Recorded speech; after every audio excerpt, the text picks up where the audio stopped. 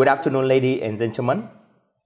It's absolutely a pleasure to welcome all of you to our program today. My name is Huỳnh Công Thắng, and I'm thrilled to be here to be your host. Today, we are deep dive into the very important topic for the Vietnamese businesses, expansion and investment strategy in the Australian market. And joining us today is someone with a very wealth of experience, Mr. Alan Tudge, a former minister in the Australian government cabinet and currently a senior advisor at Navigate Australia. Mr. Tudge, such a pleasure and honor to have you with us today. Well, thank you for having me, Mr. Tang. Before we begin, I would love to ask you, why you come to Vietnam this time? And what are some of the impression of Ho Chi Minh City? Well, I've been here many times, and on this occasion, I'm only here for a few days, but largely to meet with some senior business leaders over the next couple of days to discuss their thoughts and their aspirations in relation to Australia, either exporting to there or investing in Australia directly. Let's jump to the very hot topic today. Recently, President Donald Trump announced sweeping tariffs affecting 60 countries, including Australia and Vietnam. From your perspective at Navigate Australia, what kind of ripple effect do you see having on Australia trade? And how many Vietnamese businesses actually can turn this into the advantage? Well, I think it's an opportunity for Vietnamese businesses as it relates to Australia. Now, it is obviously detrimental to Vietnamese export businesses if they're exporting to the United States at the moment. Yep. Because Donald Trump is proposing a 46% tariff. Now, that's a very large tariff. Yep. He's only proposing a 10% tariff on Australia. It will still have an impact, but not nearly as great as it does to Vietnam. However, what doesn't change is the relationship between Vietnam and Australia. And so if the tariffs are higher to the United States, why not look to Australia, where the situation is exactly the same and we are open to Vietnamese businesses. We want Vietnamese investment and we want your goods and services and expertise. So take a look at Australia. This is a good opportunity to do so. If we zoom out a little bit, when you look at Australia today, what sector do you think present the most promising opportunity for the Vietnamese businesses? Every sector has opportunities, but obviously a growing sector has more opportunities than a declining sector. Yes. So what's likely to be a growing sector over the next 5 to 10 years? Well, I would suggest residential construction in particular, because that's underpinned, well, what underpins that is our very fast population growth, particularly in our big capital cities. Renewable energies is another one that's underpinned by government policy, and we have very aggressive renewable energy targets. Information technology, because that's just expanding around the world. Mining and resources in Australia are always fundamental, and so any investments in those areas tends to be a good one as well. So that would be some of the areas that I'd look at. And perhaps the last one I should probably mention as well is just agriculture and food services. Again, it's another big sector for Australia. We want to do more in that. We're very aspirational there. We want to do more food processing in Australia to be able to then export more to the world as well. Well, quite interesting with that. But now, and when you compare Australia with other developed markets like the US, Japan, and the EU, how is Australia unique in a way it welcomes foreign investors, particularly the Vietnamese investor? I would say a few ways. I mean, firstly, we have a stable political environment. So we've got an election on at the moment, but regardless of that outcome, it will still be relatively steady and incremental policy changes. Second, our macroeconomic environment is very strong. We're still growing 2.5%. Unemployment is low at 4%. percent. Inflation is coming down to within 2 to 3%. So those indicators are very strong. And then I think the final factor, though, are what I would say the special considerations, and yes. that is that we are very proximate to Vietnam from Australia. Yep. Direct flights, and we're in the same time zone. Yep. More or less, like 3 hours difference to Melbourne and Sydney, 1 hour different to Perth. Yep. And finally, I think perhaps arguably the most important special source is the people-to-people relationships, yes. where we have over 300,000 people in Australia who have Vietnamese heritage, speak the language, they're bilingual, and we have a very constructive relationship already between Australia and Vietnam, and we want to strengthen that. And so we are very, very open to Vietnamese investment and Vietnamese trade. Of course, with great opportunity come real challenges. In your experience, what are some of the common hurdles Vietnamese businesses face when entering the Australian market? Well, I would say that at the moment we do have a very tight labour market. So there are some labour shortages and relatively high labour costs as a result. Yep. Second, you've always got regulatory challenges, and Australia has different regulations in different parts of Australia as well, which you need to understand and need to adhere to. And then thirdly, there's always just the challenges of the relationships, like knowing how to enter the market, knowing who are the key players, knowing what the right distribution channels are. And sometimes they take time to be able to learn as well, but they are challenges for all businesses that enter the Australian market. Well, I think as an entrepreneur, challenges is like a good opportunity. Absolutely. Anyway. Well, and beyond that, what are the key factors for the Vietnamese businesses should really think through before they take the leap into Australia?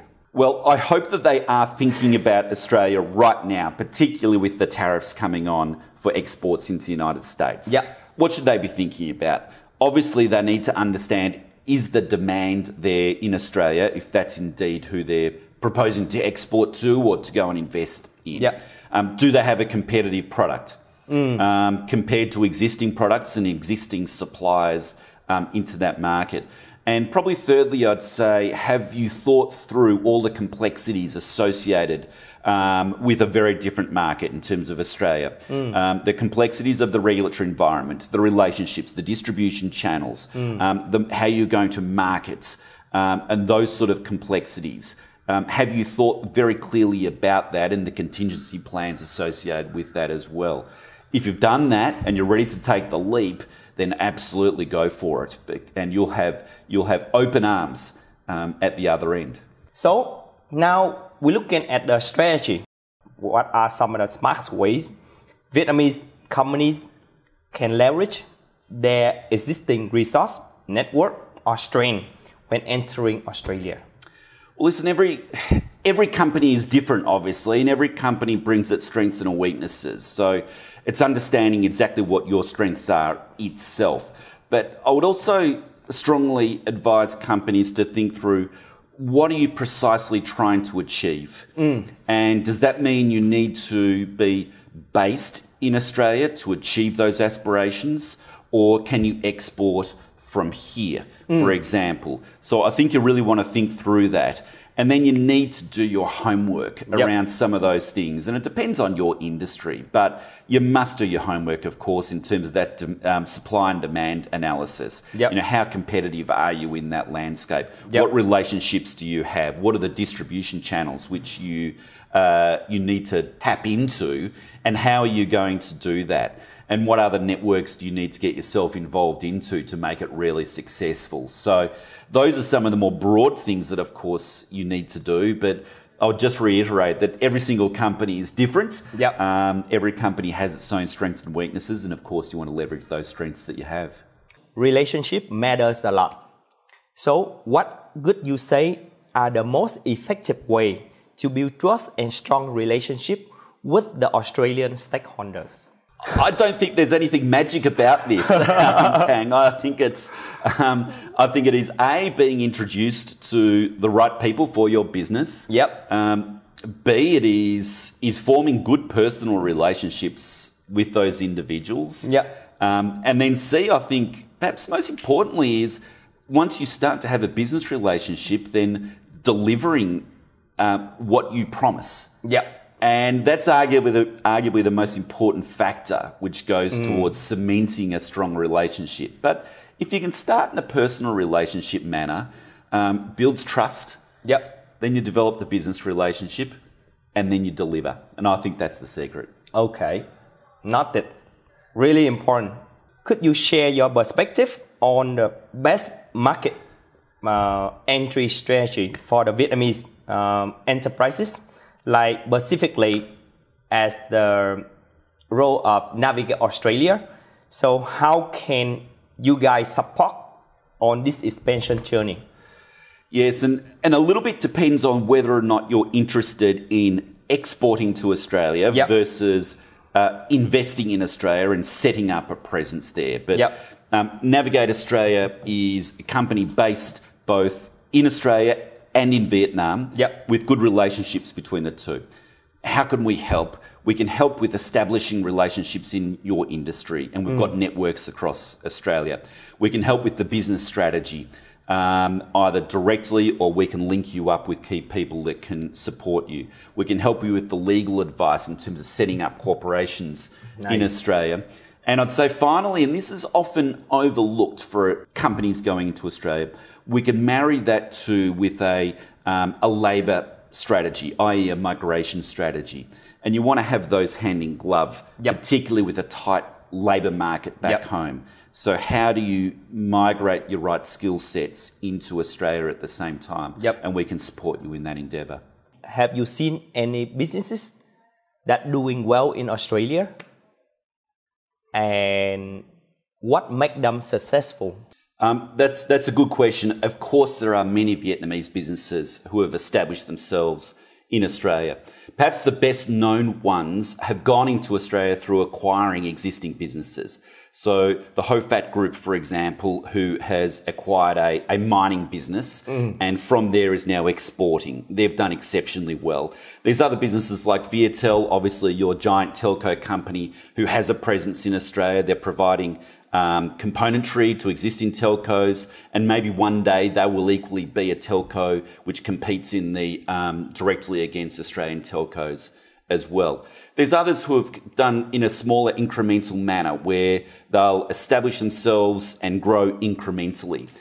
The strategy of each company is slightly different. It depends on the depth of their balance sheet, how they want to enter the market and how rapidly they want to grow. Do they want to do a big acquisition and grow that way, or do they want to incrementally grow in a more strategic manner where they've got less money at risk right from the get-go?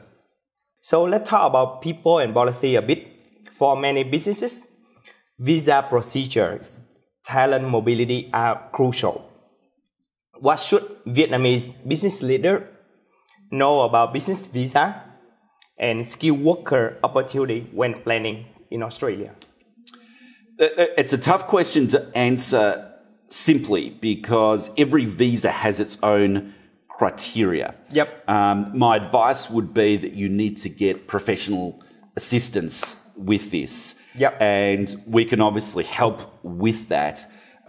It is quite a complex process, but it is achievable. And every year, hundreds of thousands of people come into the country to fill skills shortages. But you've got to do it right. You've got to get the right advice, do the correct paperwork, and then it can happen. Quite interesting with that. So if you can share one case for the business procedure, that would be great, that Navigate Australia can support. Yeah, well, we can support you from the type, from a business who is interested in investing into Australia, all the way through to if you just have individuals who want to migrate to Australia. Skilled individuals and particularly very talented individuals who want to go and move permanently to Australia. We can assist you in that entire dimension. So before we wrap up, for those Vietnamese entrepreneurs just begin to explore Australia, what is your biggest advice and how Navigate Australia can turn their vision into a solid, scalable strategy? My biggest piece of advice would be do the homework, understand your strengths, understand the demand in Australia, your competitiveness, the distribution strategy, your relationships which you need, and get good advice along the way, be it from us or by somebody else. But get good advice that can help you navigate the country, navigate the regulatory aspects, navigate the different relationships. You do that homework, you get the advice, then you will more likely be successful when you get to Australia. To all viewers, thank you for spending time with us today. Hope that you gain a lot of valuable insight from Mr. Alan. Hope to see your business growing in Vietnam and in Australia. Mr. Alan, thank you a lot for your sharing. It's really invaluable to us. We really appreciate your openness and clarity in guiding us from Vietnam to Australia. We wish you all of the success in the next journey. Thank you very much.